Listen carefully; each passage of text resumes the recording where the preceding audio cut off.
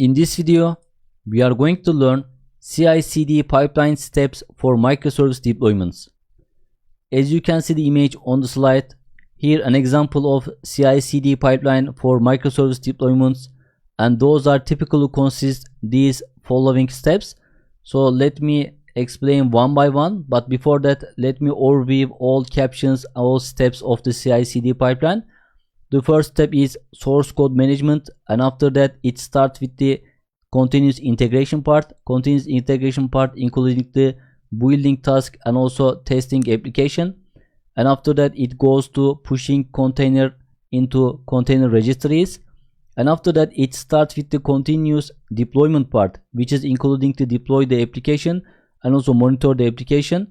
And these will be the CI/CD steps that we are going to explain one by one. So let me start with the first step, which is the source code management. So the first step is in CI/CD pipeline is usually to manage the source code for the microservices. This typically involves storing the code in a version control system such as Git and setting up tools to track changes to the code over time. So that means when developer edit the code or change the code and push the code in the source code management, this will be triggered to CI/CD pipelines, and the first step is source code management, and usually it is using the Git as a version control system. After that it starts and triggers the continuous integration part, CI part, and the first part of the CI is building. So the next step is in the pipeline is to build the microservices. This typically involves compiling the source code and creating container images and testing the code to ensure that it is functional working.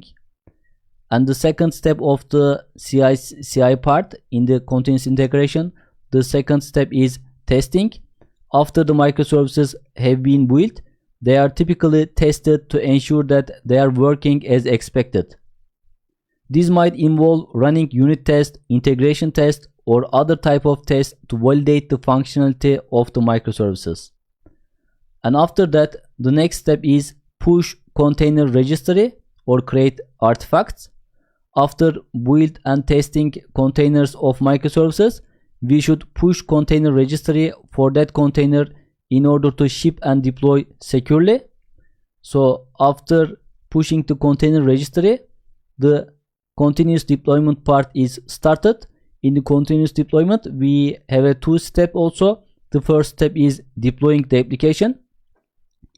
Once the microservices have been built and tested, they are ready for the deploy to a staging or production environment. This might involve pushing the container image to the container registry and then pulling from the container registry and then deploying the microservices to a Kubernetes cluster or other runtime environments. And after that, in the continuous deployment, we have monitoring step. After the microservices have been deployed, it is important to monitor their performance and ensure that they are functioning as expected on the production.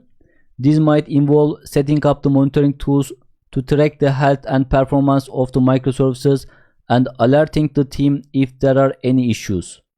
So these are the main steps in a CI/CD pipeline for microservice deployments. By automating these steps, you can streamline the process of building, testing, and deploying microservices and make it easier to update and maintain your microservices over time.